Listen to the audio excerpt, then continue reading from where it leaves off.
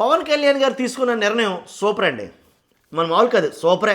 ఎందుకంటానంటే చాలామంది ముఖ్యమంత్రులు కావచ్చు, మంత్రులు కావచ్చు, ఎమ్మెల్యేలు కావచ్చు, ప్రజా వ్యవస్థలో ప్రజాప్రతినిధులుగా ప్రజల చేత ఎన్నుకోబడిన వాళ్ళు ప్రజలకు అనుకూలంగా ఉండాలి, ప్రజలతో పాటు ఉండాలి, ప్రజలతో పాటే నడవాలి.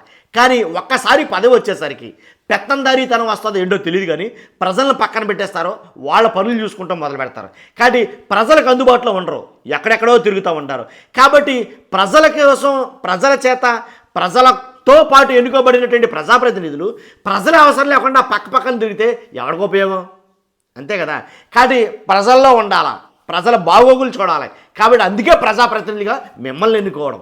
కాబట్టి ఇప్పుడు పవన్ కళ్యాణ్ గారు తీసుకున్న నిర్ణయం సూపర్ అని ఎందుకు అన్నానంటే, ఏదైతే 14 రోజులు, ఇక నెలలో 14 రోజులు ప్రజల్లోనే ఉంటాను, ప్రజల సమస్యల మీదే ఉంటాను అనేది పవన్ కళ్యాణ్ గారు తెలియజేయడం జరిగింది. ఎందుకంటే ఒక జిల్లాను తీసుకుంటాను, ఆ జిల్లాలో 14 రోజుల పాటు అక్కడే ఉంటాను, నేను అక్కడే వాళ్ళ బాగోగులు చూసుకుంటాను, అక్కడ జరిగే క్షేత్రస్థాయి పర్యటనలో తిరుగుతాను, ఎక్కడ ఏ సమస్యలోనే వాటి మీద నేను ఉంటానని మాట్లాడాను. ఈ నిర్ణయం నాకు చాలా బాగా నచ్చింది. పార్టీలకు అతీతంగా చేస్తాను, నేను ఈ వీడియో చేసిన మంచి ఉంటే మంచి అని చెప్తాను. కాబట్టి ప్రజల అవసరాలు తీర్చాలంటే ప్రజాప్రతినిధి ప్రజల్లో ఉండాలి, వాళ్ళ సమస్యలు తెలియాలంటే.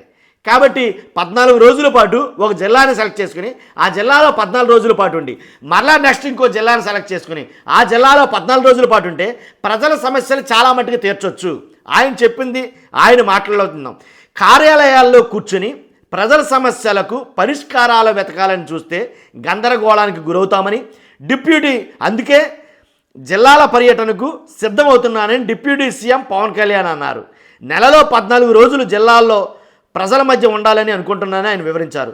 సోమవారం ఉదయం మంగళగిరిలోని పార్టీ కార్యాలయంలో మీడియా ప్రతినిధులతో పవన్ కళ్యాణ్ చిట్చాట్ నిర్వహించారు. రాష్ట్ర అభివృద్ధి పంచాయతీల్లోనే ఉందని, ఆ శాఖను చూడడం ఒక వరంగా భావిస్తున్నానని పవన్ కళ్యాణ్ తెలిపారు.